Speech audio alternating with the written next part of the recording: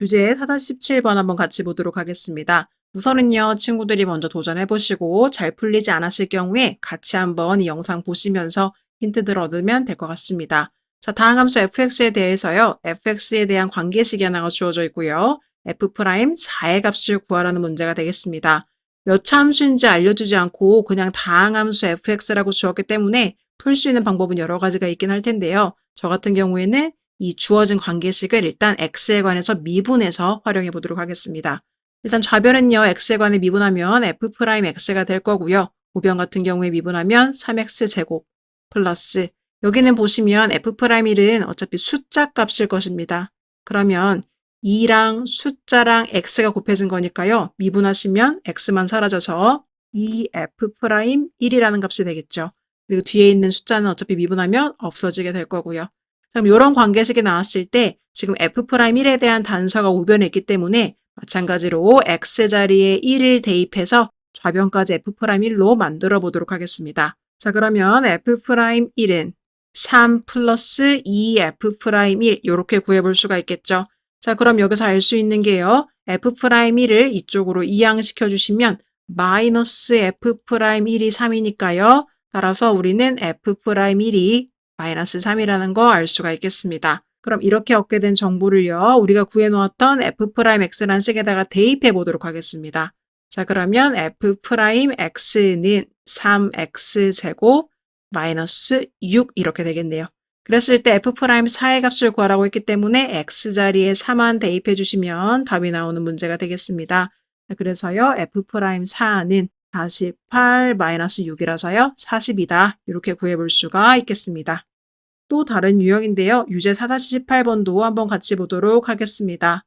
다항함수 y는 fx가요. 모든 실수 x에 대해서 아래와 같은 관계식을 만족시킬 때 f3-f'4의 값을 구하시오 라는 문제가 되겠습니다. 자, 여러분 아까와 같이 우변에 f' 어떤 숫자의 값이 있는 게 아니라 그냥 도함수가 있어요. 이랬을 때 양변을 미분할 수가 없겠죠. 물론 도함수를 한 번 더 미분하는 것을 우리가 앞으로는 배우게 될 텐데 아직까지는 배우지 않았기 때문에 이 상태에서 우변을 한 번 더 미분할 수는 없는 상황입니다. 자, 그러면 우리가 여기서 쓸 수 있는 게요. 차수를 추정하는 방법을 쓰셔야 합니다. 그래서 차수를 추정하는 방법은요. 공통수학 1에서 나머지 정리 파트에서 연습을 하셨던 친구들도 있을 거예요. 심한 문제들을 많이 다뤘었더라면 나머지 정리에서 이용했던 차수 추정법이 익숙할 텐데요. 그렇지 않았던 친구들도 있을 것 같아서 4-18번 차수 추정법으로 어떻게 풀 수 있는지 같이 한번 보도록 하겠습니다. 자, fx를요. 차수를 모르고 있기 때문에 우리가 추정을 해야 되는 상황입니다. 그럼 얘를요. n차 다항식이라고 생각을 하고 문제를 접근해 보는 겁니다. 자, 그럼 보시면 좌변인 fx는 당연히 n차로 시작하는 어떤 n차식이겠죠? 그럼 좌변은 n차식이고요. 우변 같은 경우에는요. f'x가 나옵니다. 자, 우리가 x에 관해서 미분했을 때 차수가 한 차수가 떨어지는 거죠. 5차를 미분하면 4차가 되고 4차를 미분하면 3차가 되듯이 n차를 미분했기 때문에 f'x는요. n-1차식으로 바뀌게 될 수밖에 없습니다.